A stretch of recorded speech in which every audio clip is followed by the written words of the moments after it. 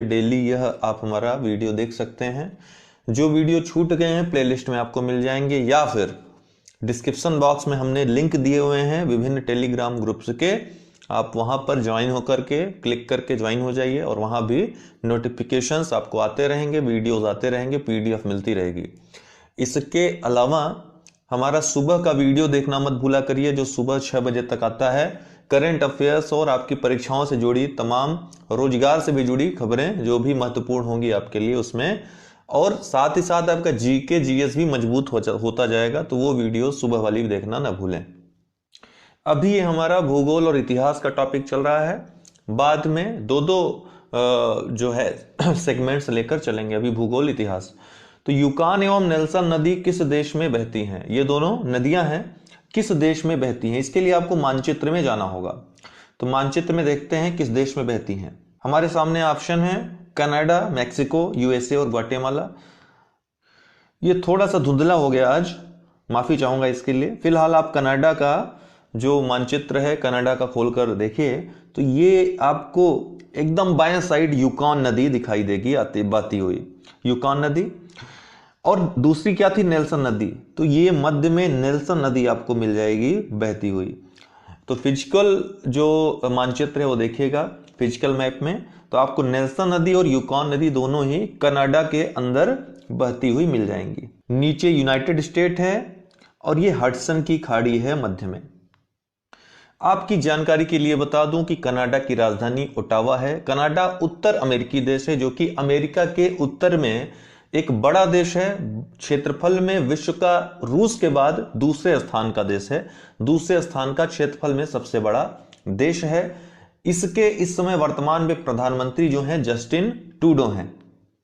साथ ही यह बता दूं कि भारत के संविधान में जो अर्धसंघात्मक राज्य का प्रावधान है, अर्धसंघीय जो ढांचा है या संघीय ढांचे का जो भी प्रारूप है, वो कनाडा के संविधान से ही लिया गया है। अगला, तो इसका उत्तर होगा कनाडा ए। निम्नलिखित में से किस काल को रेंगने वाले जीवों का काल कहा जाता है? तो पृथ्वी के भूगर्भिक इतिहास को कई महाकल्पों में बांटा गया है। उन महाकल्पों को कई कल्पों में बांटा गया है।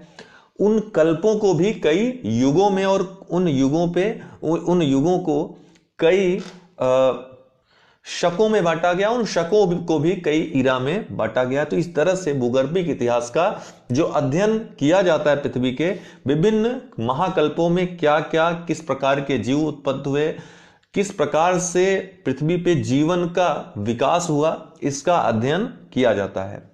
तो इसमें जो दिया है रेंगने वाले जीवों का काल किसे कहा जाता है, एक लंबा टॉपिक है। इसको हम कभी किसी वीडियो में, आपको ये वीडियोस जो हमारी 8 बजे आ रही हैं सिर्फ क्वेश्चन आंसर की सीरीज नहीं रहेगी, इसमें विभिन्न जो महत्वपूर्ण टॉपिक्स हैं जितने भी आपकी परीक्षा के सब सम्मिलित होंगे। तो किसी दिन मैं स्पेशली भूगर्भिक इतिहास पर वीडियो बनाऊंगा, वहां से प्रश्न आता ही आता है, कोई भी आप परीक्षा दें तो।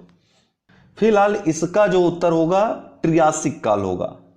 ट्रियासिक काल में को जो है रेंगने वाले जीवों का काल कहा जाता है। इसमें बड़े बड़े रेंगने वाले जीवों का विकास होता है, और ट्रियासिक काल के अंत में ही डायनासोर के आगमन की सूचना मिल जाए, मतलब आगमन का आभास हो जाता है। हालांकि जो जुरैसिक काल है इसको डायनासोर की उत्पत्ति का और विकास का काल कहा जाता है। जुरैसिक काल में, जुरैसिक एक मूवी भी इस पर बन चुकी है, आपको पता होगा, जुरैसिक वर्ल्ड करके, कई उसके भाग आ चुके हैं, उसको देखिएगा जरूर, आनंद आएगा, बढ़िया मूवी है।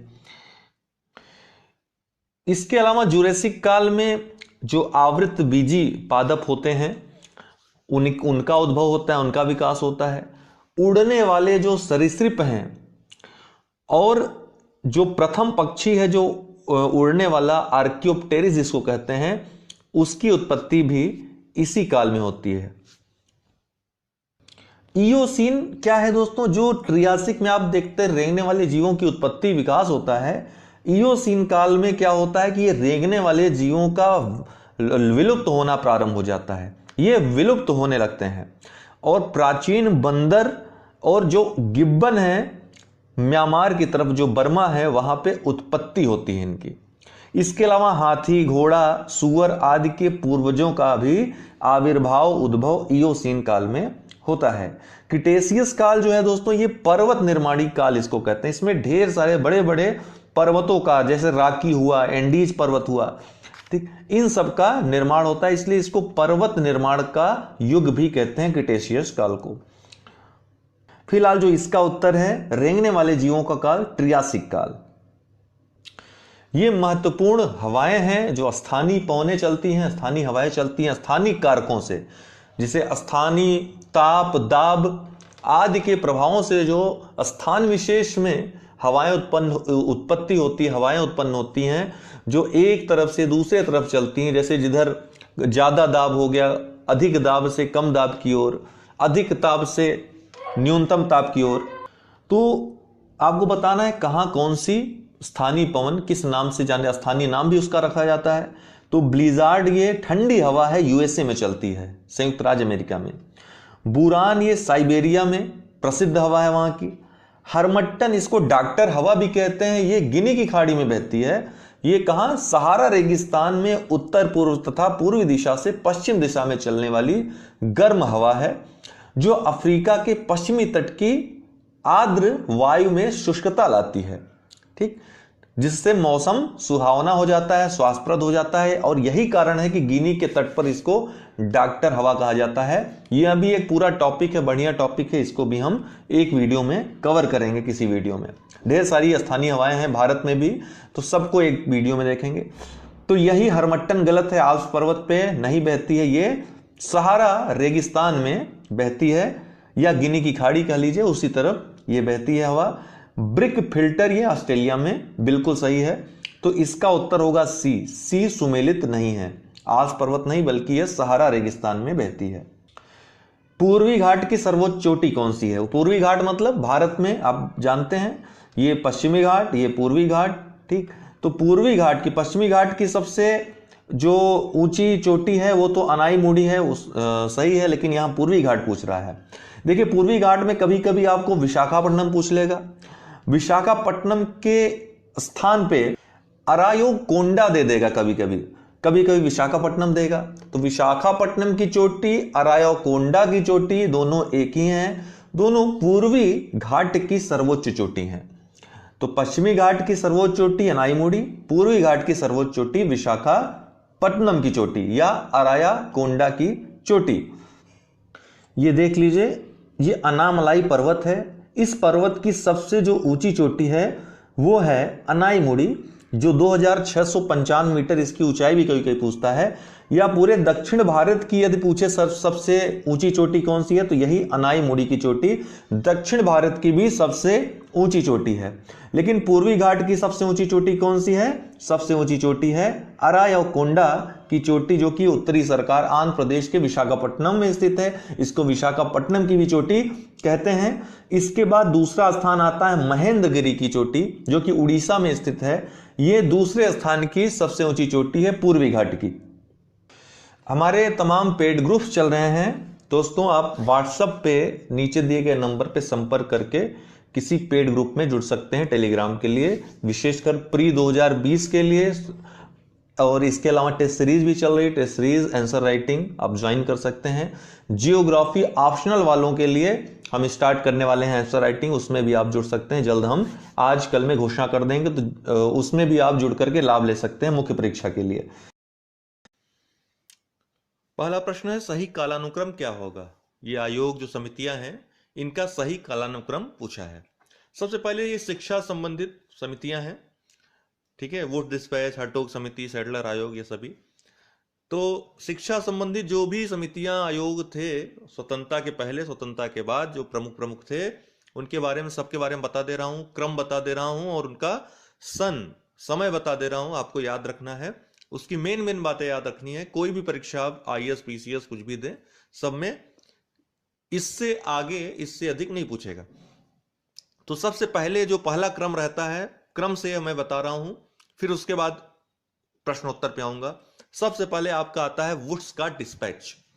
वुड्स का डिस्पैच सबसे पहले आता है। बोर्ड ऑफ कंट्रोल के चीफ रहते हैं वुड, उनकी अध्यक्षता में वुड्स का डिस्पैच 1854 में, ठीक है, जिसको भारतीय शिक्षा का मैग्ना कार्टा भी कहा जाता है। इसकी जो महत्वपूर्ण बातें थी, उच्च शिक्षा अंग्रेजी भाषा में हो, लेकिन साथ ही साथ देशी भाषाओं को प्रोत्साहन दिया जाए। इसके लिए गांवों में देशी भाषा पाठशाला स्थापित किया जाए। इसका उद्देश्य जो था देशी भाषा में शिक्षा देने का, वो ये था कि जो यूरोपीय ज्ञान है वो देशी भाषा के माध्यम से ही जन जन तक पहुंचाया जा सकता है।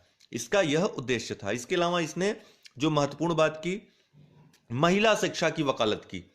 इसके अलावा कलकत्ता, बंबई और मद्रास में 3 विश्वविद्यालयों की स्थापना की बात की। बाद में 1857 की क्रांति के पहले पहले तक तीनों विश्वविद्यालय अस्तित्व में आ जाते हैं। इसके अलावा जो अन्य महत्वपूर्ण बात थी इसकी, प्रांतों में लोक शिक्षा विभाग की स्थापना करना। तो ये वुड्स के डिस्पैच की मुख्य मुख्य बातें थी। लगभग इसकी सारी सिफारिशें मान भी ली गई, लागू भी कर दी गई थी। लेकिन बाद में कुछ समय बाद ये देखा गया कि वुड डिस्पैच में अगर कुछ कमियां हो तो उसका मूल्यांकन करके सही किया जाए, जिसके लिए हंटर की अध्यक्षता में, विलियम हंटर की अध्यक्षता में 1882 में एक हंटर कमीशन, हंटर आयोग बना, जिसमें 8 सदस्य थे। हंटर आयोग में 8 सदस्य थे। इसने मूल्यांकन किया वुड डिस्पैच का और कहा कि प्राथमिक शिक्षा को बढ़ावा देने के लिए भी कार्य करना चाहिए। इसके अलावा सबसे पहली बार इसी आयोग ने, हंटर आयोग ने ही प्राथमिक शिक्षा शारीरिक शिक्षा की बात की थी। आप एक बात अब ध्यान दीजिए, हम हंटर कमीशन की बात कर रहे हैं दोस्तों, हंटर कमेटी यहां पर लिखा है। ये हंटर कमेटी और हंटर कमीशन में हमेशा कंफ्यूजन लोगों को हो जाती है। हंटर आयोग या हंटर कमीशन वह शिक्षा संबंधित है जिसकी मैं चर्चा कर रहा हूं, 1882 में बना जो। लेकिन यह हंटर कमेटी दोस्तों, जलियांवाला बाग हत्याकांड जो हुआ था उसकी जांच करने के लिए, जो भारतीय आक्रोशित हो गए तो उसकी जांच करने के लिए अंग्रेजों ने कहा भैया आक्रोशित हैं, कोई बड़ा यह आक्रोश कुछ उग्र रूप न ले ले, इसके लिए कमीशन बना दिया कुछ समय, ताकि लोगों को रिझाए रहे। बाद में इस कमेटी बना दी, हंटर कमेटी, कि लोगों को रिझाए रहे। और बाद में इस पूरे मामले की इसने क्या कर दी, लीपापोती कर दी। कुछ हुआ नहीं, लेकिन दिखाने के लिए बना दिया गया कि हम जांच करवा रहे हैं इस मामले की। बड़ा मामला था। हंटर कमेटी थी दोस्तों 1919 में जिसका गठन हुआ था, 1919 में जलियांवाला बाग हत्याकांड के बाद।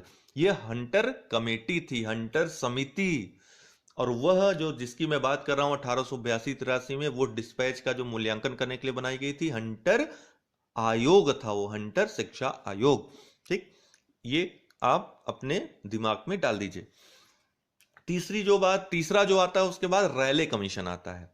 कर्जन जो कि भारत का बुरा ही चाहता था वो हमेशा, 1901-2 में वह रैले कमीशन की स्थापना करता है। शिमला में जाता है, वहां पर उसके मूड में कुछ आता है, दिमाग में कुछ आता है, कहता है चलो एक कमीशन बना देते हैं। रैले की अध्यक्षता में बना दिया, और जिसमें 2 भारतीय थे, याद रखिएगा, सैयद हुसैन और गुरदास बनर्जी। 2 भारतीय भी थे इसमें, सैयद हुसैन और गुरदास बनर्जी। इसने विश्वविद्यालयी शिक्षा पर, जो विश्वविद्यालय में दी जाने वाली शिक्षा है उस पर ही केवल ध्यान दिया था। इस समिति ने उससे संबंधित जो बातें थी, सिफारिशें थी, उसके बारे में सिफारिशें अपने दी थी। ठीक है ना। इसका प्राथमिक शिक्षा और माध्यमिक शिक्षा से कोई लेना देना नहीं था। इसी ने भारतीय विश्वविद्यालय अधिनियम 1904, इसी की सिफारिशों पर आधारित भारतीय विश्वविद्यालय अधिनियम 1904 अस्तित्व में आया, जिसमें आप जानते हैं कितनी महत्वपूर्ण बातें थी। भारतीयों के विरोध में, भारतीय भाषा के विरोध में सब कुछ था इसमें। यहां तक कि कर्जन ने मैकाले की शिक्षा नीति की घोर आलोचना की थी, उसके घोर विरुद्ध था वो। ठीक, तो यह रैले कमीशन था। उसके बाद आता है आपका 1917 में सैडलर आयोग, सैडलर कमीशन 1917। ये जलियांवाला बाग हत्याकांड के पहले आता है। ठीक, इसमें भी 2 भारतीय थे, आशुतोष मुखर्जी और जियाउद्दीन अहमद। देखिए, रैले कमीशन 2 भारतीय जो थे, सैयद हुसैन और गुरदास बनर्जी। सैडलर आयोग जो उसके रैले कमीशन के बाद आता है 1917 में, उसमें 2 भारतीय जो थे, आशुतोष मुखर्जी और जियाउद्दीन अहमद। इसने भारतीय विश्वविद्यालय अधिनियम 1904 की कड़ी आलोचना की, याद रखेगा। इसने भारतीय विश्वविद्यालय अधिनियम 1904 की, जो रैले कमीशन के आधार पर आधारित था, उसकी इसने कड़ी आलोचना की। इसने कहा कि सबसे पहले हाई स्कूल होना चाहिए, फिर इंटरमीडिएट होना चाहिए और फिर विश्वविद्यालय शिक्षा देनी चाहिए। स्कूली शिक्षा का समय इसने 12 वर्ष बताया। ये बातें आप सैडलर आयोग के बारे में याद रखिए। उसके बाद दोस्तों आता है आपका हर्टोग समिति। मैं शिक्षा से जुड़ी समितियों की बात कर रहा हूं। हर्टोग समिति आती है दोस्तों 1929 में। इसकी महत्वपूर्ण बात यही थी कि प्राथमिक, माध्यमिक और उच्च तीनों शिक्षाओं के लिए इसने अपनी सिफारिशें लागू की थी। ठीक, फिर आता है आपका महात्मा गांधी का वर्धा योजना। हरिजन जो पत्रिका इनकी निकलती थी महात्मा गांधी की, उसमें इन्होंने आधारभूत शिक्षा का एक पूरा पैराग्राफ दिया, उसमें वर्णन किया, जिसको नई तालीम भी कहा जाता है या बुनियादी शिक्षा या बुनियादी तालीम भी कहा जाता है।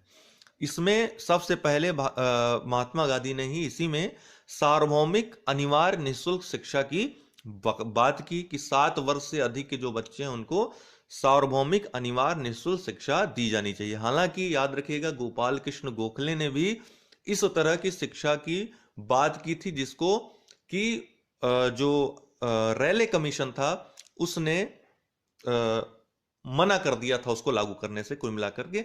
ठीक है ना।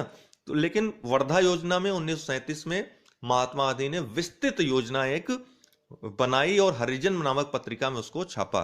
इसको जो 4 महत्वपूर्ण बातें हैं वो आपको याद रखनी है। सबसे पहली बात तो यही है, सार्वभौमिक अनिवार्य निःशुल्क शिक्षा 7 वर्ष से अधिक के बालकों के लिए, बच्चों के लिए, सॉरी।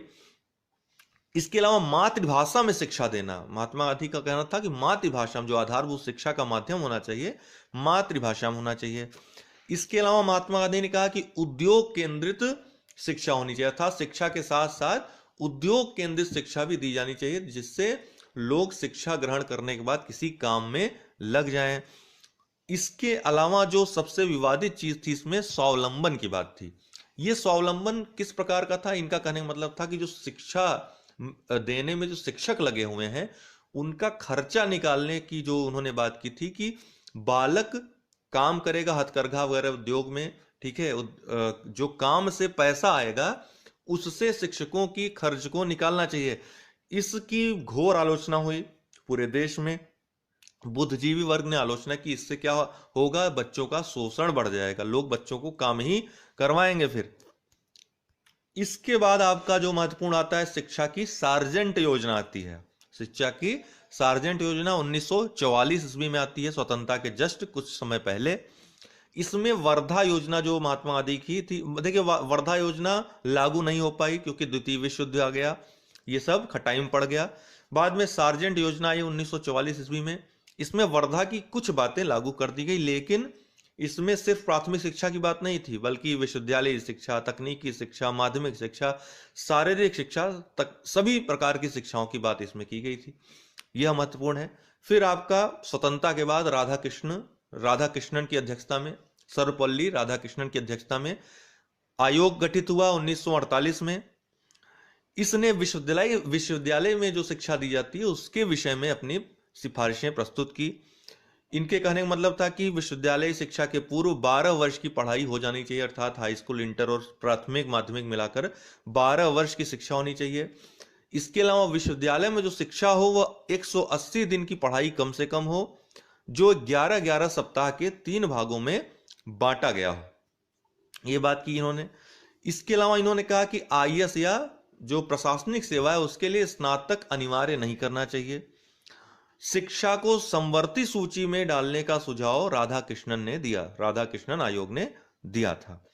इन्हीं की सिफारिशों के आधार पर इनका कहना था कि विश्वविद्यालय की देख रेख करने के लिए यूजीसी, एक विश्वविद्यालय अनुदान आयोग का गठन होना चाहिए।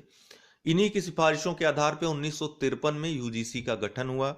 बाद में औपचारिक रूप से संसद से प्रस्ताव पारित कर 1956 में इसकी औपचारिक जो है स्थापना की गई यूजीसी की। लास्ट में आता है आपका कोठारी आयोग 1964 में, ठीक है ना। इसने समग्र योजना एक प्रस्तुत की। कोठारी आयोग ही कहा जाता है कि वास्तविक रूप से जो शिक्षा की योजनाएं हैं उनको धरातल पर ले आने के लिए अगर कोई योजना बनी तो कोठारी आयोग, इसमें सभी बातें सम्मिलित हैं एक राष्ट्रीय योजना के रूप में।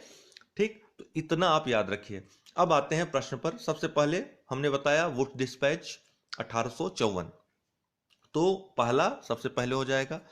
फिर आएगा आपका देखिए हंटर कमेटी दोस्तों, यह वुड डिस्पैच के बाद हंटर आयोग बना था। हंटर कमेटी कब बनी थी? 1919 में। हर्टोग समिति कब बनी थी? हमने क्या बताया आपको? हर्टोग समिति 1929, और सैडलर आयोग बना 1917। तो जो क्रम होगा, पहला हो जाएगा वुड डिस्पैच, फिर सैडलर आयोग, फिर हंटर कमेटी क्योंकि 1919 में बनी थी, भले यह शिक्षा संबंधित नहीं थी, और तीसरा आप ये हर्टोग समिति दोस्तों, ये लास्ट में आ जाएगा 1929 में। तो जो आपका क्रम होगा वो 1 4 2 3, 1 4 2 और 3, ठीक है ना। तो ए इसका उत्तर हो जाएगा। इतना बातें आप नोट भी कर लीजिएगा क्योंकि बहुत महत्वपूर्ण है। कोई भी परीक्षा आप दे रहे हो तो पूछा ही पूछा जाएगा, इससे ज्यादा कुछ पूछा भी नहीं जाएगा। अगला प्रश्न है, दक्षिण भारत के इतिहास में उससे संगत एक विशेषता यह मिलती है कि बड़े साम्राज्यों की अपेक्षा छोटे क्षेत्रीय राज्य विकसित हुए। इसका कारण क्या था? तो दक्षिण भारत के इतिहास में उससे संगत एक विशेषता यह मिलती है कि बड़े साम्राज्यों की अपेक्षा छोटे क्षेत्रीय राज्य विकसित हुए। इसका कारण क्या था? लौह खनिजों का अभाव, इसमें कोई तर्क नहीं है। दूसरा, सामाजिक संरचना में अनेकानेक विभाजन, यह भी एक बहुत बड़ा कारण तो नहीं लगता है। तीसरा है विशाल उपजाऊ भूमि क्षेत्रों का विकास, भूमि क्षेत्रों का अभाव। यह एक महत्वपूर्ण कारण हो सकता है। क्यों? तो विशाल उपजाऊ भूमि क्षेत्र का अभाव होने के कारण जो विशाल जनसमूह होता है एक जगह पे कैसे इकट्ठा रह सकता है? नहीं रह सकता, जिसके कारण कि छोटे छोटे राज्यों का ही विकास संभव हो पाया। यही देखिए, कुछ प्रश्न आपको लॉजिक से भी हल हो जाते हैं। जरूरी नहीं कि तथ्य सारे प्रश्न आपको फैक्चुअल ही आए, लेकिन आपको थोड़ा दिमाग लगाना है। विशाल उपजाऊ भूमि क्षेत्र नहीं रहेगा, छोटे छोटे खंडों में रहेगा, तो छोटी छोटी जनसंख्या वहां निवास करेगी, छोटे छोटे राज्यों का विकास होगा। ठीक, तो यही सी इसका उत्तर होगा, विशाल उपजाऊ भूमि क्षेत्रों का अभाव। ठीक। तीसरा है, गुप्त काल में उत्तर भारतीय व्यापार किस पत्तन से संचालित होता था? गुप्त काल में उत्तर भारतीय व्यापार किस पत्तन संचालित होता था?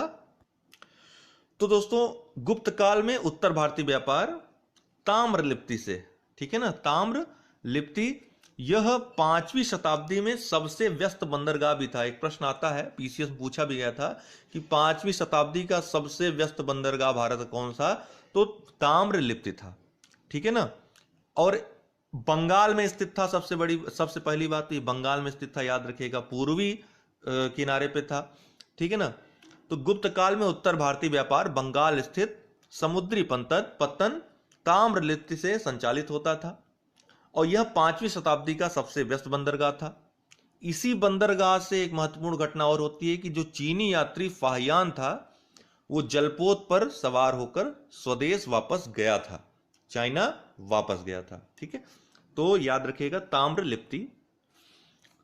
काव्य अव्यक्ति या काव्य और संगीत के माध्यम से या रूप में उर्दू का प्रयोग करने वाला पहला लेखक कौन था? अमीर खुसरो, मिर्जा गालिब, बहादुर शाह जफर या फैज? तो यह अमीर खुसरो था। ठीक, अमीर खुसरो से गाहे बिगाहे प्रश्न आते रहते हैं, यूपी पीसीएस, यूपी ट्रिपल, जो भी उत्तर प्रदेश में लोग अमीर खुसरो से बहुत प्रेम करते हैं। यहां पे कोई ना कोई प्रश्न अमीर खुसरो से पूछ ही लिया जाता है। अमीर खुसरो का जन्म उत्तर प्रदेश के एटा जनपद के पटियाली ग्राम में 1253 ईस्वी में हुआ था। यह जरूर याद रखिएगा सेंटेंस, इस सेंटेंस में एक प्रश्न छिपा हुआ है। पटियाली ग्राम, एटा जनपद। अमीर खुसरो सूफी संत निजामुद्दीन औलिया के शिष्य थे। तो किसके शिष्य थे? निजामुद्दीन औलिया के। उन्होंने अपने काव्य तथा संगीत का माध्यम से भारत की सूफी संस्कृति के निर्माण में महान योगदान दिया था। खुसरो ने अपनी रचनाओं में हिंदी एवं उर्दू के शब्दों का भी प्रयोग किया। इनकी जो प्रमुख रचनाएं थी दोस्तों, खजाइन उल फुतूह, आशिका, नूह सिपिहर, तुगलक नामा, ये सभी प्रमुख रचनाएं थी इनकी। इनको खड़ी बोली हिंदी का जन्मदाता भी कहा जाता है। दिल्ली सल्तनत के 6 महत्वपूर्ण सुल्तानों के समय यह रहे, उनके दरबार में रहे, विशेषकर अलाउद्दीन खिलजी के। इतनी बात आप याद रखिएगा अमीर खुसरो के बारे में। तो उर्दू का प्रयोग काव्य व्यक्त के रूप में सबसे पहले करने वाला लेखक अमीर खुसरो था। अब सही क्रम में लगाना है, फाहियान, इत्सिंग, मेगास्थनीज, ह्वेन सांग। इसको सही देखिए। सबसे पहली बात यहां पे एक प्रश्न है, चाइना के जो यात्री आए उसको क्रम में आपको अगर लगाना हो तो आपको मैं बता दूं, क्रम उसका याद रखेगा, फासी हुई। फासी हुई से आपको याद रहेगा क्रम। सबसे पहले फाहियान, फिर संयुगन, अरे कहां चला गया, फासी हुई से याद रखेगा, फाहियान, संयुगन, हुएनसांग और इत्सिंग।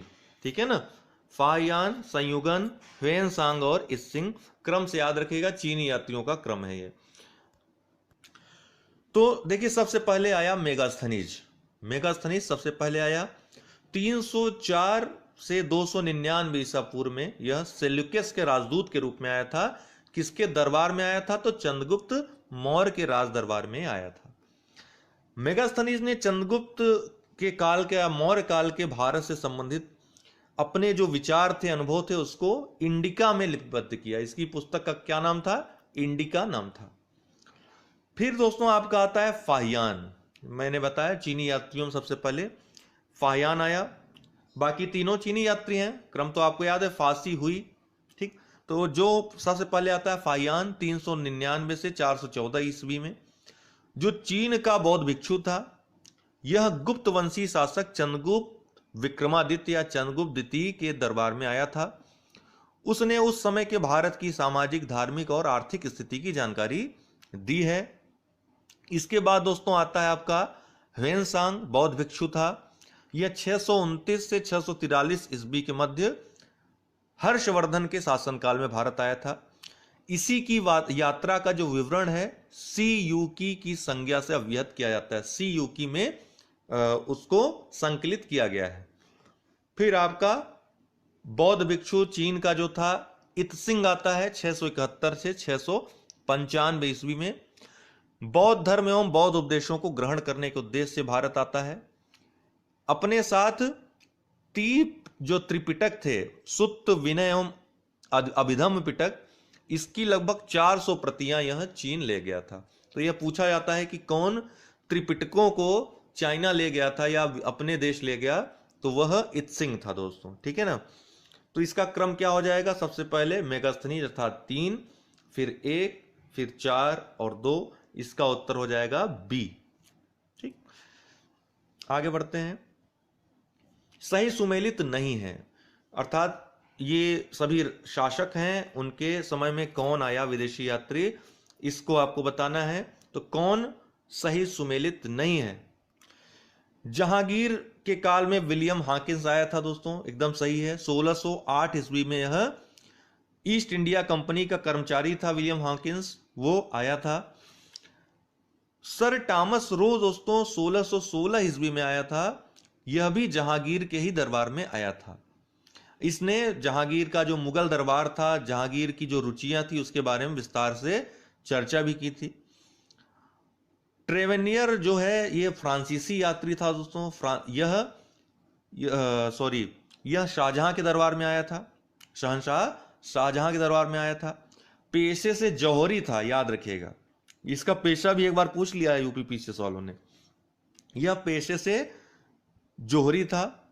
ठीक, क्या? Trevor near. इसके बाद मनुकी दोस्तों, यह औरंगजेब के काल में आता है। मनुकी यह इटली का निवासी था, इटली से आया था मनुकी। ठीक, ट्रेवर नियर फ्रांस से। बाकी William Hawkins, sir Thomas Roe, ये दोनों इंग्लैंड ब्रिटेन के थे। Tavernier France, Manucci Italy. अगला प्रश्न है, अफगानिस्तान के प्रति एक अग्रनीति या जोश भरी अग्रनीति या फिर फॉरवर्ड नीति का अनुसरण करने वाला गवर्नर जनरल कौन था? तो इस नीति का उद्देश्य इसका था कि अफगानिस्तान को छिन्न भिन्न करना है। ठीक है ना, और बाद में हो भी गया, जिसकी परिणति के रूप में अफगानिस्तान का जो द्वितीय युद्ध था, द्वितीय अफगान युद्ध, यह आया था, जिसमें 1879 में गंडमक की संधि होती है। तो 1879 के समय 1878-79 में कौन था? गवर्नर जनरल लिटन था। लिटन ने बहुत ही उल्टी सीधी नीतियां, जैसे यहां भारत में भी वर्नाकुलर वर्नाकुलर प्रेस एक्ट लागू किया। तो बहुत ही जो सबसे दुष्ट अंग्रेजी गवर्नर जनरलों में से एक गवर्नर जनरल का नाम लेंगे तो लिटन उसमें से एक था, ठीक है ना। तो लॉर्ड लिटन, डी इसका उत्तर है। फिर इन घटनाओं का सही कालक्रम क्या होगा, यह भी यूपीपीसीएस का क्वेश्चन है। ये आता ही आता है, प्रत्येक वर्ष का आप पेपर उठा के देख लो, एक प्रश्न आएगा ही आएगा विद्रोहों से।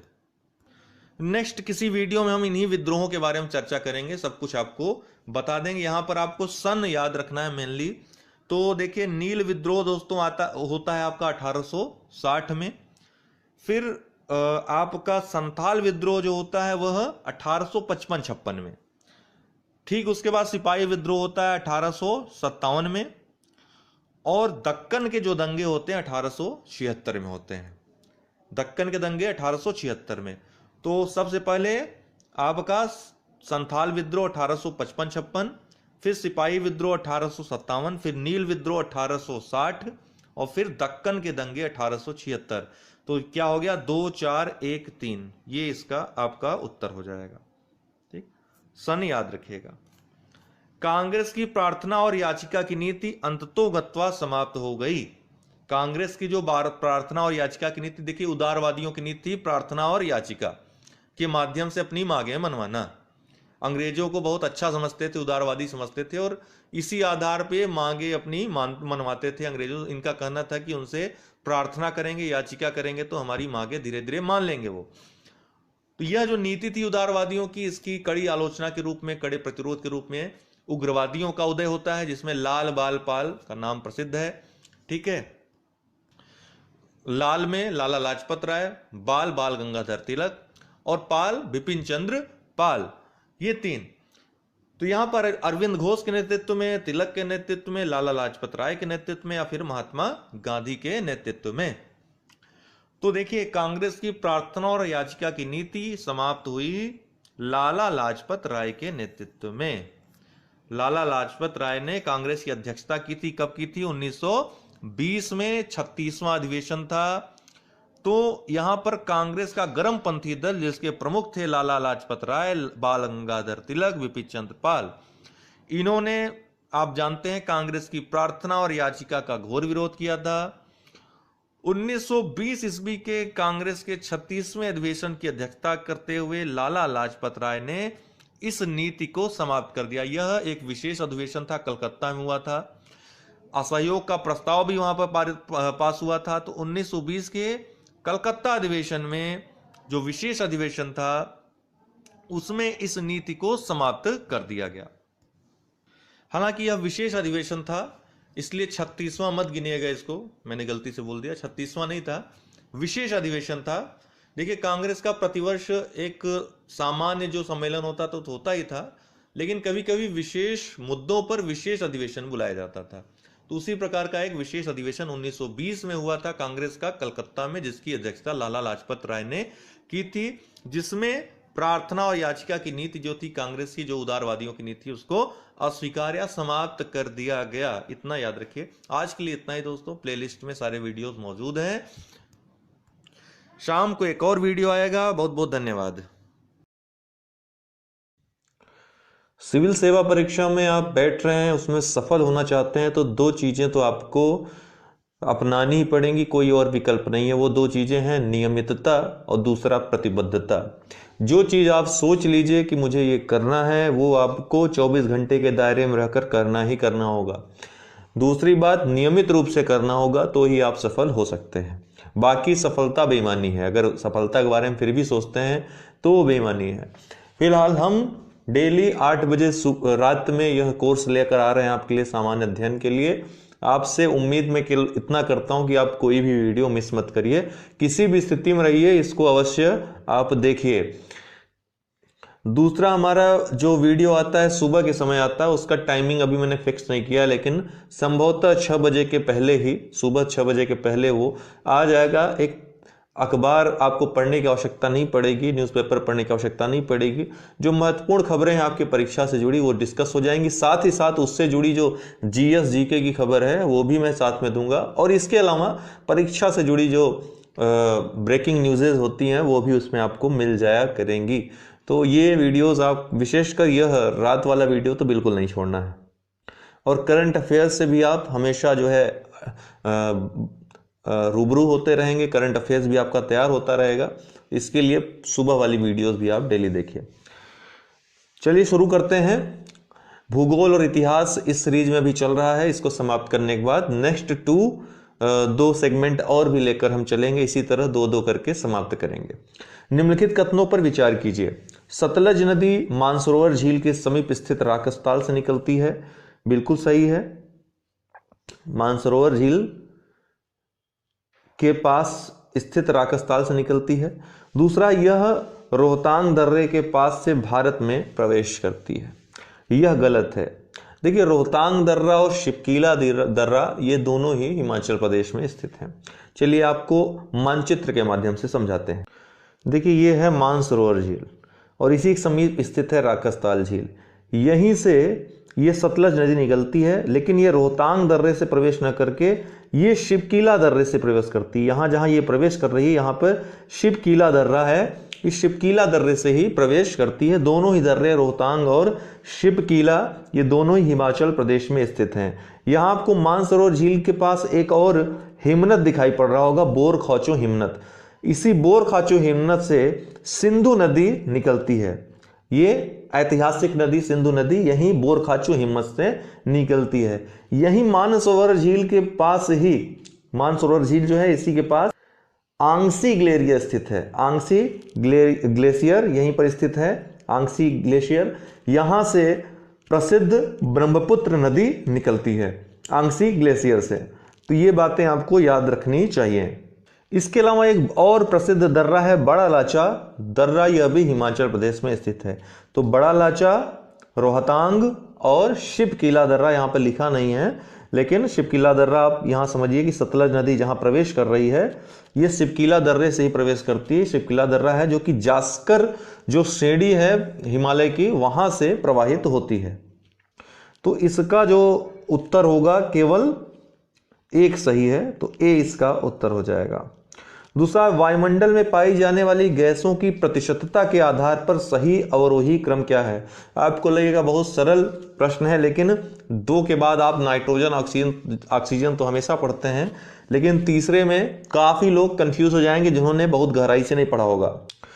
तो आपको पता है नाइट्रोजन कितना पाया जाता है, 78% सबसे ज्यादा है नाइट्रोजन की मात्रा। फिर ऑक्सीजन कितना है, लगभग 21%। ठीक है। इसके बाद तीसरे स्थान पे जो आता है, जो गैस आती है, वो है आर्गन गैस आपकी।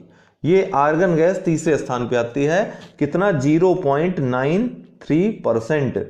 और चौथे स्थान पे कार्बन डाइऑक्साइड गैस आती है, जो कि अभी 0.03% इसकी सांद्रता है। इतना परसेंट यह पाई जाती है, चौथे स्थान पे है।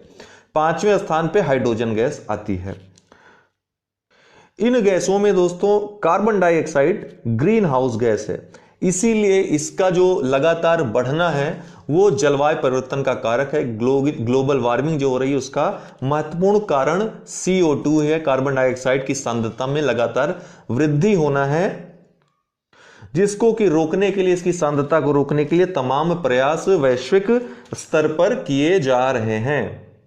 तो इसका सही उत्तर कौन सा होगा, बी इसका हो जाएगा, नाइट्रोजन, ऑक्सीजन, आर्गन, फिर कार्बन डाइऑक्साइड।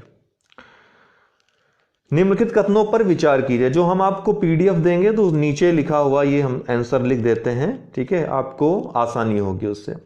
निम्नलिखित कथनों पर विचार कीजिए। नदी तंत्र द्वारा, अरे आपको बता दूं मैं कि हमारा कोर्स चल रहा है UPPCS prelims, UPPCS mains, answer writing mains की, GS के चारों पेपर की हिंदी निबंध साथ में रहेगा। RO 2016 का बैच चल रहा है, अभी दूसरा बैच भी स्टार्ट हो गया। आप लोग कभी भी एडमिशन ले सकते हैं, हमेशा आपके लिए सारी चीज़ें स्टार्ट से मिलेंगी। CSAT की क्लासेस चल रही हैं, जो जिनको CSAT में बहुत दिक्कत है। और इसके अलावा भी यदि GS जनरल स्टडी सामान्य अध्ययन की आप अलग से किसी भी परीक्षा के लिए तैयारी करना चाहते हैं तो भी हमसे जुड़ सकते हैं, संपर्क कर सकते हैं। नीचे WhatsApp नंबर दिया हुआ है, ठीक है। निम्नलिखित कथनों पर विचार कीजिए। नदी तंत्र द्वारा जिस क्षेत्र में जल प्रवाहित होता है उसे नदी द्रोणी कहते हैं। दूसरा है विश्व की सबसे बड़ी अपवाह द्रोणी अमेजन नदी की है। तो दोनों ही सही है। ठीक है, इसका दोनों ही सही है। नदी तंत्र द्वारा जिस क्षेत्र में जल प्रवाहित होता है उसे नदी द्रोणी कहते हैं। तो वह समस्त जल ग्रहण क्षेत्र या भूक्षेत्र जहां का जल किसी नदी तथा उसकी सहायक नदियों से होकर प्रवाहित होता है उसे नदी द्रोणी कहते हैं। इसको इस भाषा में आप समझ सकते हैं। विश्व की 5 सबसे बड़ी जो अपवाह द्रोणी हैं उसको आप क्रम से याद रखिएगा। पहला है अमेजन। अमेजन के पास सबसे बड़ी, इसको विश्व की सबसे बड़ी नदी भी इसीलिए कहते हैं क्योंकि इसका अपवाह तंत्र जो द्रोणी है, अपवाह द्रोणी अपवाह तंत्र है, ये विश्व में सबसे बड़ा है। अमेजन के बाद दूसरा स्थान आता है कांगो नदी का। दूसरा स्थान कांगो नदी बेसिन का आता है। इसका भी जो द्रोणी है, जो अपवाह द्रोणी है, वो सबसे बड़ी है अमेजन के बाद। तीसरे स्थान पे आपकी नील नदी आती है। ये नील नदी जो अफ्रीका की नदी है, ये विश्व की सबसे लंबी नदी है दोस्तों, बड़ी नहीं है। सबसे बड़ी नदी पूछेगा तो अमेजन नदी अपवाह द्रोणी के मामले में सबसे बड़ी, इसलिए इसको सबसे बड़ी या विशाल नदी कहते हैं। लंबाई में अगर देखा जाए तो नील नदी सबसे लंबी दूरी तय करती है, तो नील नदी विश्व की सबसे लंबी नदी है। लेकिन अपवाह के मामले में देखा जाए, अपवाह क्षेत्र के मामले में, विशालता के मामले में देखा जाए तो नील नदी का स्थान तीसरे स्थान पे आता है। चौथे स्थान पे रियो दी ला प्लाटा आता है दक्षिण अमेरिका का, और फिर 5वें स्थान पे मिसिसिपी, ठीक है, जो कि उत्तरी अमेरिका की नदी है। ये 5 जो है आप याद रख सकते हैं। तो इसका उत्तर होगा दोनों ही सही है, ठीक है ना। सूची फर्स्ट को सूची सेकंड के साथ सुमेलित कीजिए तथा नीचे दिए गए कूट का प्रयोग करके सही उत्तर चुनिए। तो बुशमैन पूर्वी अफ्रीका, बिल्कुल नहीं। बुशमैन जो है ये कालाहारी में पाए जाते हैं, कालाहारी मरुस्थल पाए जाते हैं। बद्दू ये अरब की जनजाति है। पिग्मी ये कांगो बेसिन का है, ये सही लगा हुआ है। मसाई जो है पूर्वी अफ्रीका में पाई जाती है। जनजातियां दी हैं, कहां पाई जाती हैं उनका स्थान है। तो बुशमैन कहां पे? कालाहारी मरुस्थल में। बद्दू कहां पे? अरब में। पिग्मी ये कांगो बेसिन में, और मसाई पूर्वी अफ्रीका की जनजातियां हैं। इसके अलावा जो बार बार पूछता है जनजातियों के बारे में वो भी याद रखिए। खिरगिज जो पिछली बार पूछा था पीसीएस के एग्जाम में, वो मध्य एशिया में पाई जाती हैं खिरगिज जनजातियां। सकाई जनजातियां मलाया प्रायद्वीप पे पाई जाती हैं। बोरो जो है वो पश्चिमी अमेजन बेसिन में पाया जाता है दक्षिण अमेरिका में। और जुलू ये दक्षिण अफ्रीका की जनजाति है। जुलू ये कई बार पूछे जा चुके हैं इसलिए हमने बता दिया। इसको आप नोट भी करते जाइए, साथ साथ आप नोट्स बनाते जाइए, कुछ अन्यत्र आपको पढ़ने की जरूरत ही नहीं पड़ेगी। जो मैं बताता जाऊं बस नोट करते जाइए आप। तो इसका जो उत्तर हो जाएगा 2 4 3 1, बी इसका उत्तर हो जाएगा 2 4 3 1।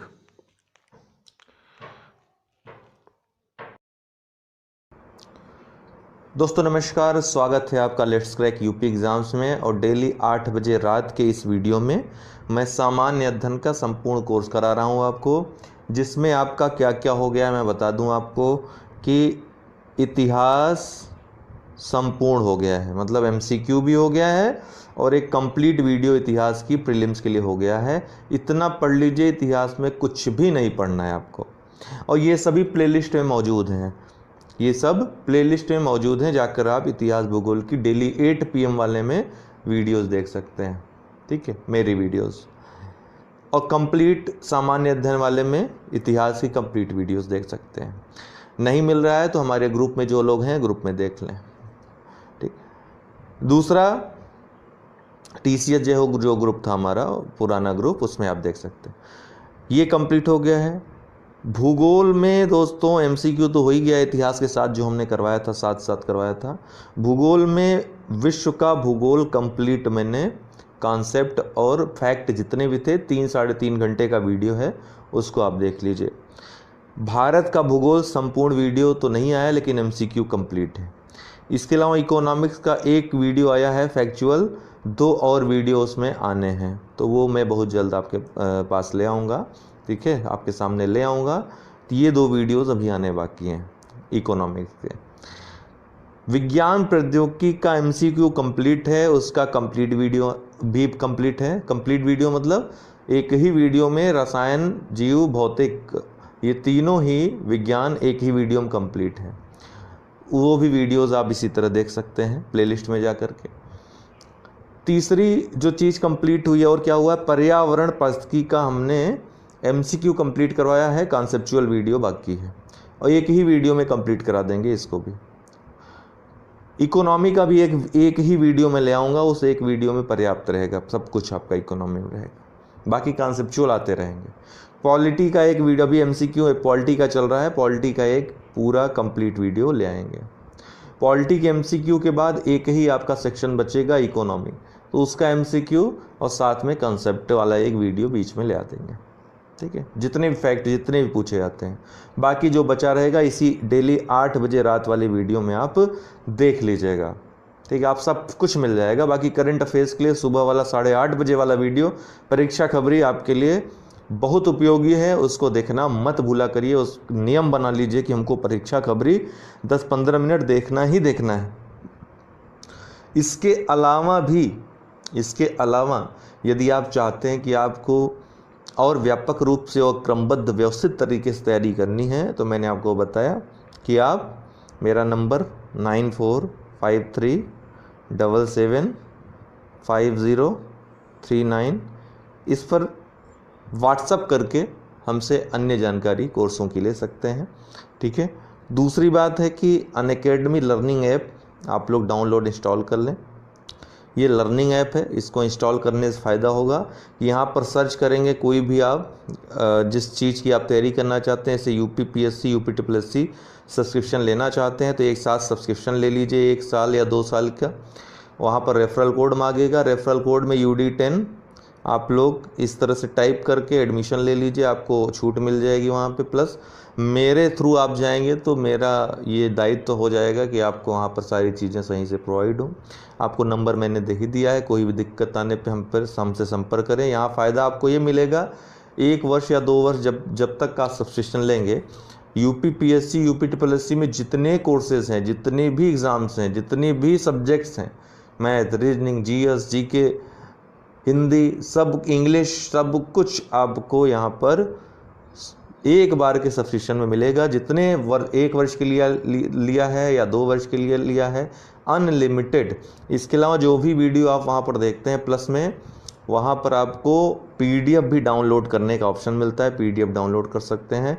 बाकी क्विज वगैरह भी प्लस कोर्स का हिस्सा होती है, तो प्लस सेक्शन में जाइएगा प्लस कोर्स में, तो आपको इस तरह से ये प्लस कोर्स सब्सक्रिप्शन है, वहाँ पे सब्सक्रिप्शन आप कर सकते हैं और लाभ ले सकते हैं विस्तृत कोर्स का, ठीक है।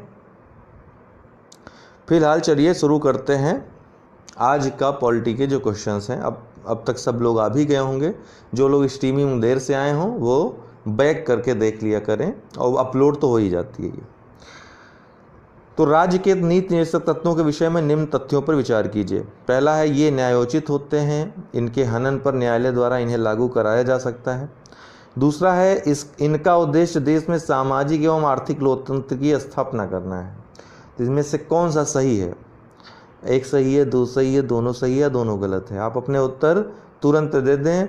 लाइव में ज़्यादा मैं आपको समय देता हूँ, इसमें कम दूंगा। तो इसका जो उत्तर हो जाएगा केवल 2 सही है, क्योंकि ये न्यायोचित नहीं होते। न्यायोचित मतलब इनको लागू करवाने के लिए न्यायालय नहीं जाया जा सकता, प्रवर्तनीय नहीं है, ठीक। और बाकी दूसरा, सामाजिक एवं आर्थिक लोकतंत्र की स्थापना करते हैं। नीति निर्देशक, ये निर्देशक सिद्धांतों के रूप में, अर्थात राज्य अगर कोई कार्य करेगा, कोई योजना बनाए, कोई नियम बनाए, तो इनसे निर्देश ले, इसलिए नीति निर्देशक तत्व बनाए गए हैं, ठीक है। तो केवल 2 इसका सही होगा।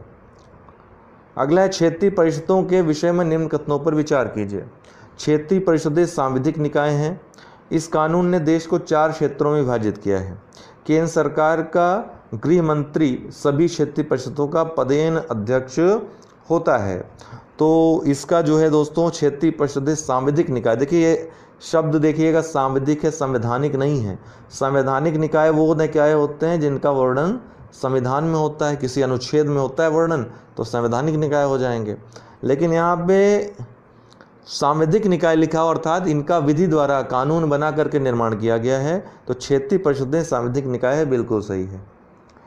इसका गठन जो है संसद के अधिनियम द्वारा, राज्य पुनर्गठन अधिनियम 1956 के द्वारा किया गया था। और 4 क्षेत्रों में नहीं बल्कि 5 क्षेत्रों में विभाजित किया गया था। ठीक है, 5 क्षेत्रीय परिषदें बनाई गई थी और गृह मंत्री क्षेत्रीय परिषदों का अध्यक्ष होता है और प्रत्येक राज्य के मुख्यमंत्री जो होते हैं, जो इस क्षेत्रीय परिषद में शामिल होते हैं राज्य, क्रमानुसार 1 वर्ष की अवधि के लिए परिषद के उपाध्यक्ष के रूप में कार्य करते हैं। बाद में एक और क्षेत्रीय परिषद बनाया गया, पूर्वोत्तर परिषद अधिनियम 1971 के द्वारा वो बनाया गया था, पूर्वोत्तर परिषद, न कि इस अधिनियम के अधीन। ठीक, तो इसका जो है केवल 1 और 3 सही हो जाएगा, दूसरा गलत हो जाएगा।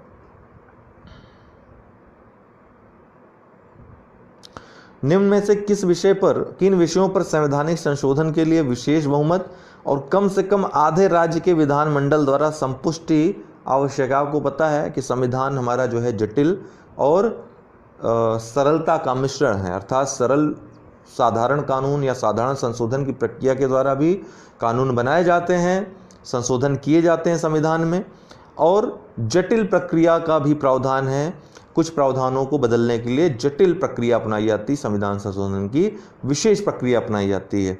उस विशेष प्रक्रिया में भी 2 प्रकार की मुख्य प्रक्रियाएं हैं। पहली प्रक्रिया है कि 2/3 बहुमत संसद के दोनों सदनों का, और एक जो उससे भी मुश्किल प्रक्रिया है कि 2/3 बहुमत के साथ साथ कम से कम आधे राज्यों के विधानमंडलों द्वारा संपुष्टि। तो इसका अर्थ ये होता है कि ये ऐसे कानूनों के निर्माण में होता है या ऐसे संशोधनों में होता है इसका उपयोग जहां पर राज्य जो होते हैं प्रभावित होते हैं। जिन कानूनों से राज्य प्रभावित होंगे उन कानूनों या उन संशोधनों से संबंधित जो है राज्य, मतलब उन संशोधनों से संबंधित राज्य जितने भी हैं या पूरे राज्य, उनके विधानमंडल द्वारा संपुष्टि करना आवश्यक होता है। तो इसका जो कौन कौन से हैं? संविधान के संघीय प्रावधान, संविधान के संघीय प्रावधान बिल्कुल सही है। संघ मतलब क्या होता है? जो राज्य, संघ जहां पर प्रयोग हो मतलब राज्य और केंद्र के मध्य जो शक्तियों का बंटवारा होता है आपस में दोनों भाइयों में कि तुम ये लो तुम ये लो, तो इससे संबंधित जो भी संघीय व्यवस्था पर, संघीय ढांचे को प्रभावित करने वाले संशोधन होंगे उसमें इस तरह की संशोधन की प्रक्रिया की आवश्यकता होगी। तो संविधान के संघीय प्रावधान बिल्कुल सही है। दूसरा है सर्वोच्च न्यायालय के क्षेत्राधिकार, सर्वोच्च न्यायालय के क्षेत्राधिकार या अधिकार। तो ये भी राज्यों पर भी, क्योंकि न्यायालय जो है एकीकृत है, वो राज्यों पर भी प्रभाव डालेगा, केंद्र पर भी प्रभाव डालेगा।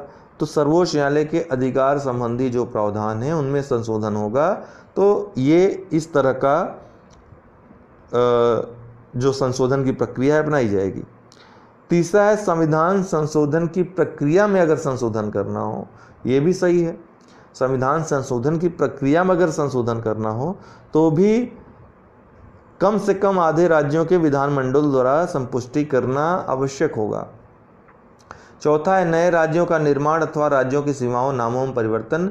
ये तो बिल्कुल गलत है, क्योंकि हमने आपको बताया है कि अनुच्छेद 3 के तहत ये चीज़ है, नए राज्यों का निर्माण और राज्यों की सीमाओं में नामों में परिवर्तन संसद को अधिकार प्राप्त है करने का। संसद साधारण संविधान संशोधन की प्रक्रिया के द्वारा, साधारण बहुमत के द्वारा इसका निदान करती है, ये संशोधन कर सकती है, निर्माण कर सकती है, राज्यों की सीमाओं नामों में परिवर्तन कर सकती है। तो ये उत्तर चुनना आपके लिए आसान हो जाता ऑप्शन से ही, क्योंकि चौथा गलत हो जाता तो 1 2 3 ही सही होते। तो इसका जो है ए इसका उत्तर है। ठीक है, ए इसका उत्तर है।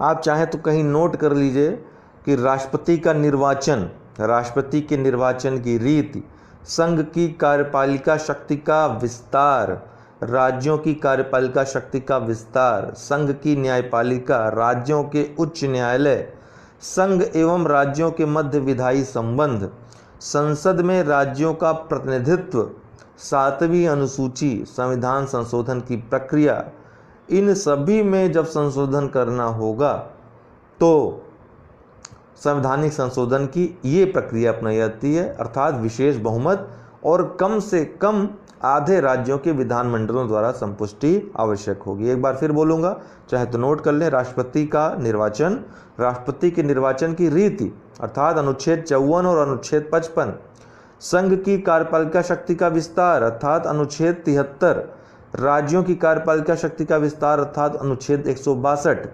संघ की न्यायपालिका अर्थात भाग 5, ठीक है, भाग 5 में संघ की न्यायपालिका का प्रावधान है अध्याय 4 में, राज्यों के उच्च न्यायालय अर्थात भाग 6 अध्याय 5, संघ व राज्यों के मध्य विधायी संबंध भाग 11 अध्याय 1, संसद में राज्यों का प्रतिनिधित्व चौथी अनुसूची और चौथी अनुसूची, इसके अलावा 7वीं अनुसूची में परिवर्तन करना होगा अर्थात त्रिसूची प्रणाली में अगर परिवर्तन करना है तो भी इस संशोधन की आवश्यकता होगी। और अंतिम है संविधान संशोधन की प्रक्रिया अर्थात अनुच्छेद 368 में अगर संशोधन करना हो तो ये प्रक्रिया अपनाई जाएगी। महत्वपूर्ण है, इसको आप एक जगह नोट करके रखें। निम्नलिखित कथनों पर विचार कीजिए। कथन है, देखिए यूपीएससी ने कथन कारण का चक्कर छोड़ दिया है लेकिन यूपी पीसीएस नहीं छोड़ रहा है। कथन कारण के सवाल ज़्यादातर आयोग देखेंगे आप, वो अपनी ही चलाता है, आप कितना ही विवेक लगा लीजिए। कुछ प्रश्न तो एकदम सही, एकदम साफ साफ होते हैं, उसमें तो आयोग भी नतमस्तक रहेगा, मानेगा इस चीज़ को। लेकिन कुछ ऐसे प्रश्न होते हैं जहाँ पे ये निर्धारित नहीं किया जा सकता है कि कथन कारण सही है और कारण एक की मतलब कथन की सही व्याख्या करता है अथवा नहीं करता है, लेकिन आयोग के ऊपर है माने न माने, जैसा कि आपने 2019 में देखा, मनमानी एकदम से। तो इस तरह के प्रश्नों को आप पूछना बंद कर देना चाहिए या फिर स्पष्ट होना चाहिए।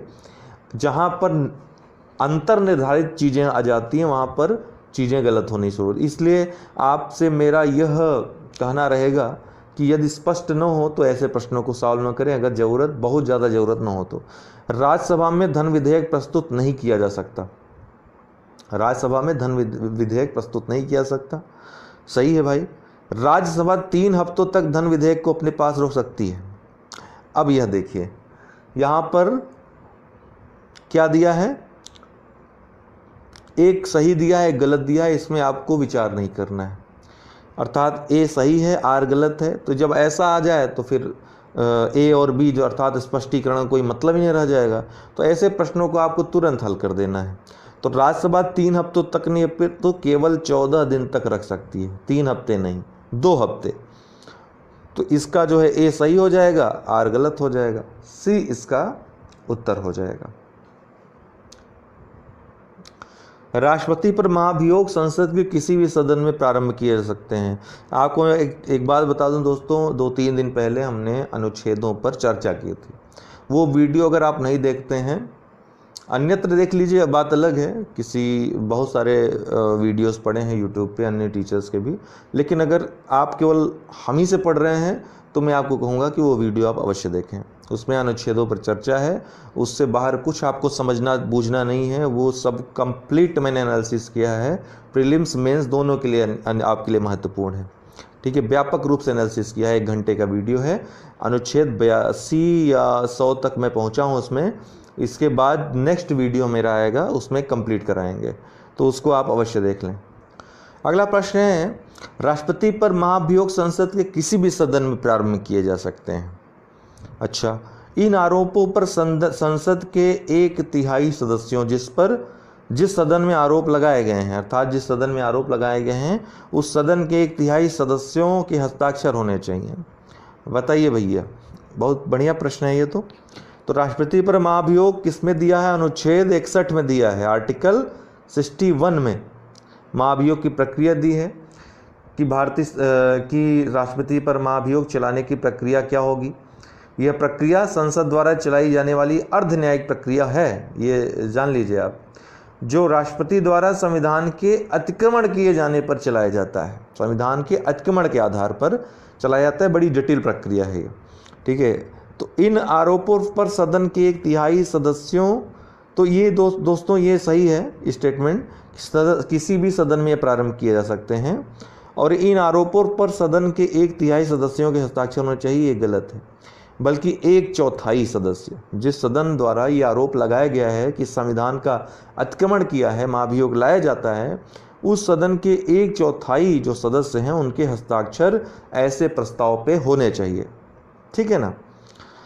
तो पहला जो है सही है, दूसरा गलत है, केवल ए इसका उत्तर हो जाएगा। एक बात ध्यान देने वाली बात है दोस्तों यहाँ पे कि राष्ट्रपति के चुनाव में कौन भाग लेता है पता है आपको? राष्ट्रपति का जो चुनाव होता है उसमें संसद के दोनों सदनों के निर्वाचित सदस्य, याद रखिएगा, संसद के दोनों सदनों के निर्वाचित सदस्य जिनका निर्वाचन हुआ है, मनोनीत सदस्य नहीं भाग लेते हैं। दूसरी बात है विधान सभाओं के, विधान परिषद नहीं शामिल होती, विधान सभाओं के निर्वाचित सदस्य और दिल्ली और जो पांडिचेरी या पुदुचेरी है उसकी विधानसभाओं के निर्वाचित सदस्य इसमें भाग लेते हैं। लेकिन राष्ट्रपति का जो महाभियोग होता है उसमें केवल संसद के दोनों सदनों के सदस्य भाग लेते हैं, निर्वाचित हो या फिर मनोनीत हो। ये चीज आप ध्यान दीजिएगा। भारतीय संविधान में निम्नलिखित पदों का कौन सा अनुक्रम सही है? अनुक्रम ये वरीयता क्रम दिया हुआ है कि कौन सा सही, बताइए।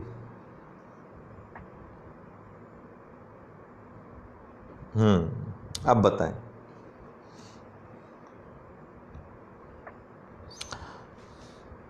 तो इसका जो उत्तर होगा बी होगा। राज्यों के राज्यपाल सबसे पहले आएंगे, फिर भारत के मुख्य न्यायाधीश, फिर राज्यों के मुख्यमंत्री और फिर मुख्य चुनाव आयुक्त। आपको मैं पूरा वरीयता क्रम बता देता हूं। सबसे पहले राष्ट्रपति आते हैं, राष्ट्रपति के बाद उपराष्ट्रपति, फिर प्रधानमंत्री, फिर राज्यों के राज्यपाल अपने राज्य में, फिर पूर्व राष्ट्रपति या उप प्रधानमंत्री, पूर्व राष्ट्रपति या फिर वर्तमान में जो उप प्रधानमंत्री हैं, ये दोनों का समान अनुक्रम होता है। उसके बाद भारत के मुख्य न्यायाधीश आते हैं और भारत के मुख्य न्यायाधीश के अलावा इसी अनुक्रम में ही लोकसभा अध्यक्ष भी आते हैं।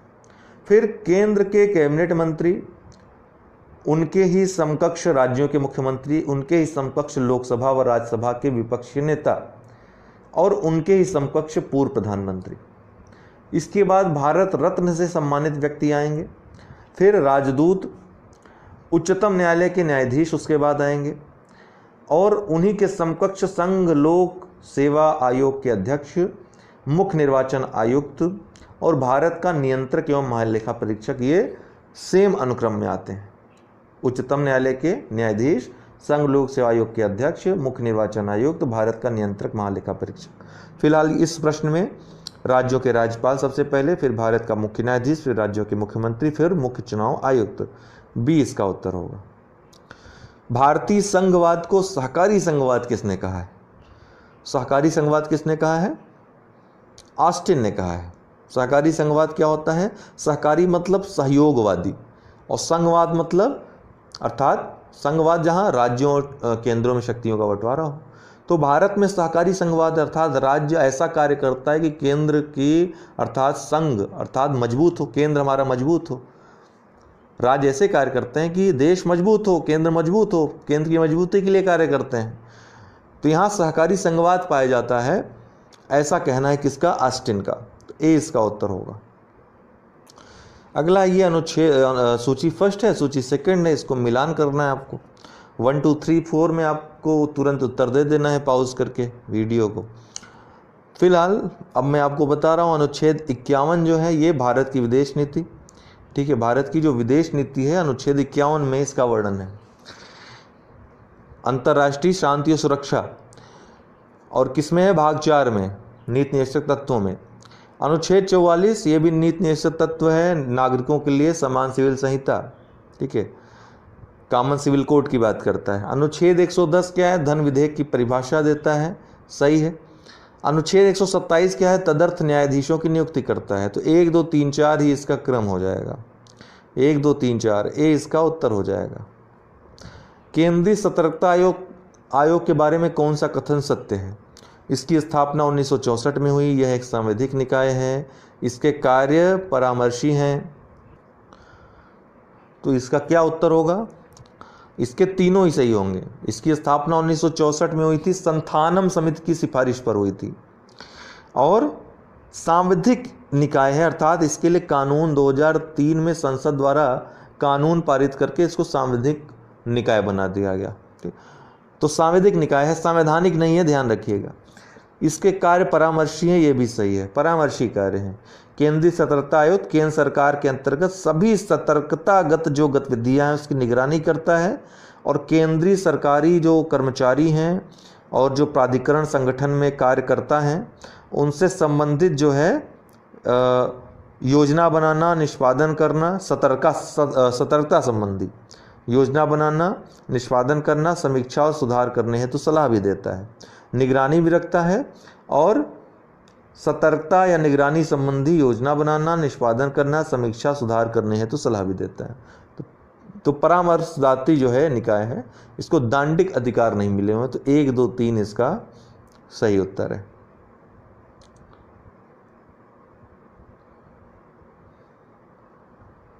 अच्छा, ये विभिन्न राज्य हैं और राज्यसभा में स्थान, राज्यसभा में स्थानों का आवंटन अनुसूची 4 में दिया हुआ है। तो ये राज्य उत्तर प्रदेश आपका भी राज्य इसमें सम्मिलित है। तो बताएं इसका कौन सा उत्तर होगा? शायद ऑप्शन देखने के बाद आपके लिए आसान हो जाए।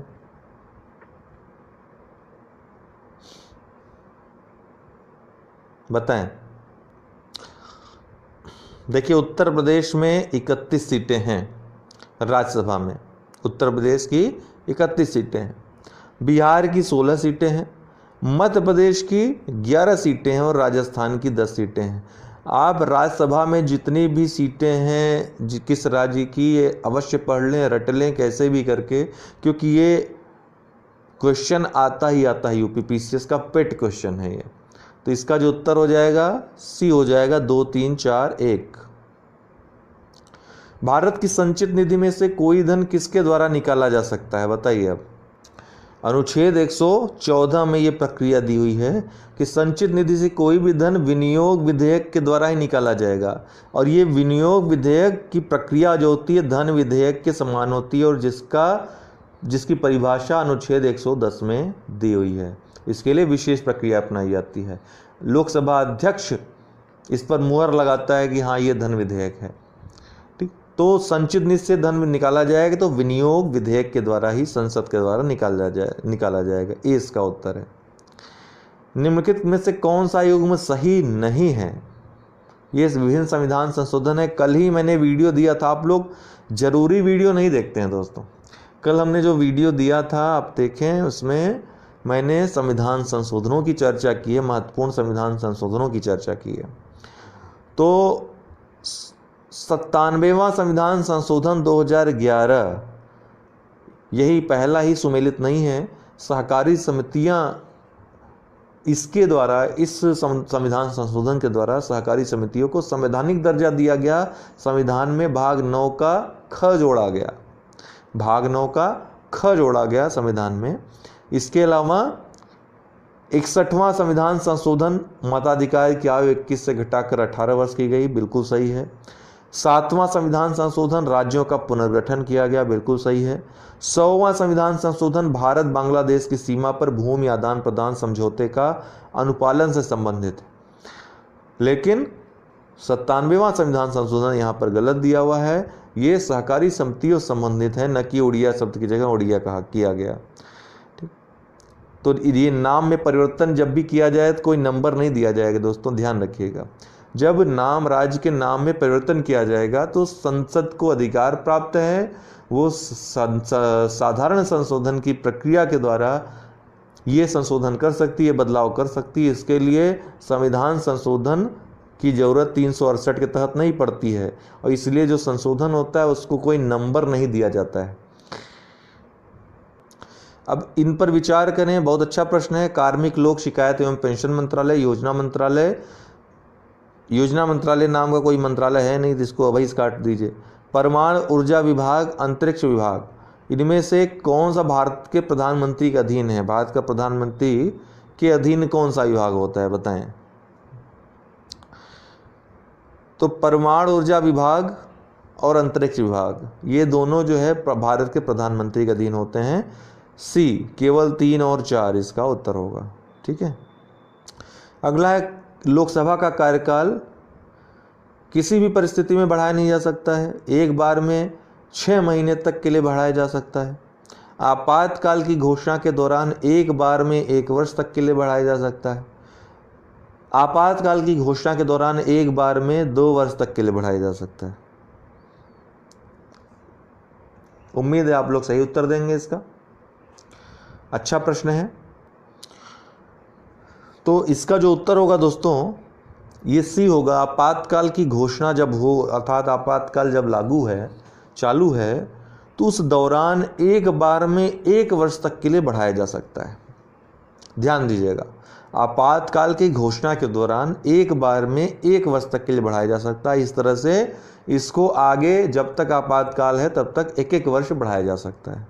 ठीक, पहली बात तो ये हुई। दूसरी बात, जब आपातकाल समाप्त हो जाए, आपातकाल की घोषणा जब वापस ले ली जाए या समाप्त हो जाए आपातकाल, तो अगले 6 महीने से अधिक, अर्थात जिस दिन आपातकाल समाप्त हो रहा है, घोषणा हो रही है, उसके अगले 6 महीने से अधिक ये लागू नहीं रहेगा। अर्थात ये जो 1 वर्ष बढ़ाने की जो प्रक्रिया है, आपातकाल के बाद 6 महीने तक ये लागू रह सकती है, उससे अधिक नहीं।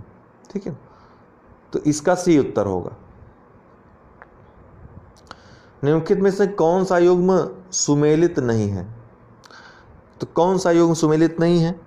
अनुच्छेद 153, 156, 159, 155,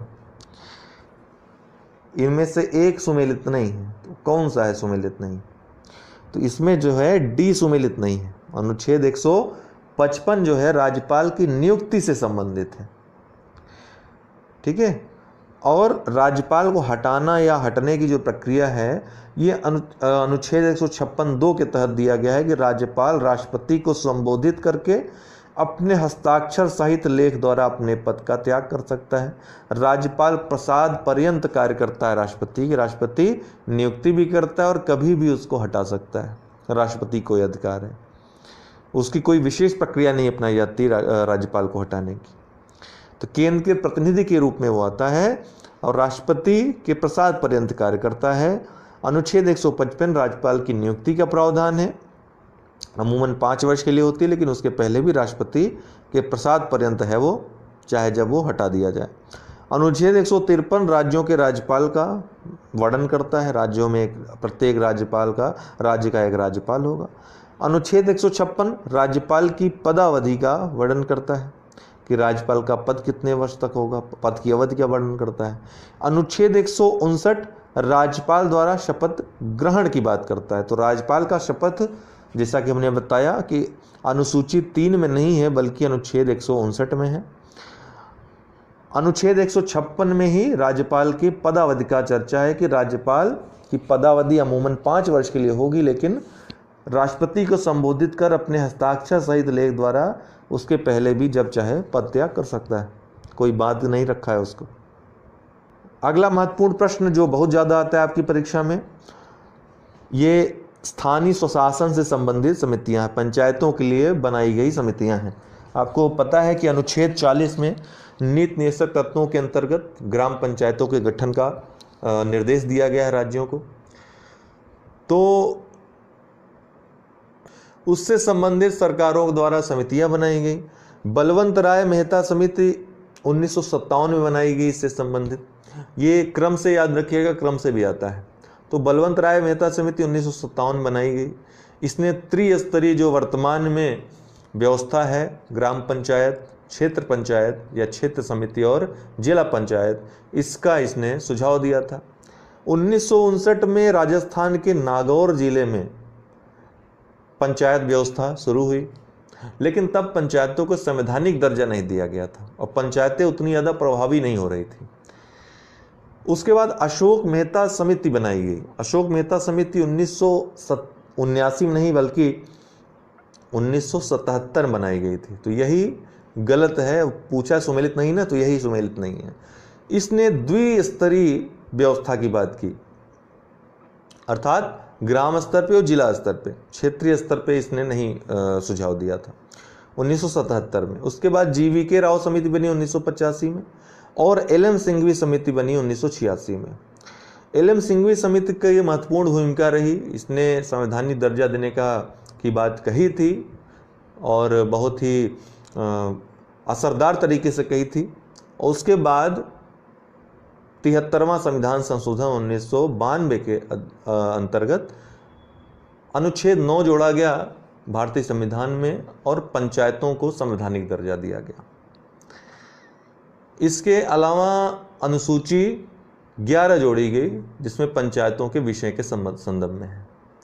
तो ये जो क्रम होगा इस क्रमवार याद रखिएगा। 1957 में बलवंत राव मेहता, अशोक मेहता 1977, GVK राव 77 कर लीजिए, GVK राव 1985 और LM सिंघवी 1986। तो उम्मीद है दोस्तों आपको वीडियो पसंद आया होगा। वीडियो पसंद आया तो लाइक करें, शेयर करें और कोई भी वीडियो मिस मत करिए। बहुत छोटे छोटे वीडियो लाता हूँ, टू द पॉइंट लाता हूँ, आपकी परीक्षा के लिए जो महत्वपूर्ण वही लाते हैं। तो ये आप अवश्य देखें। बहुत बहुत धन्यवाद।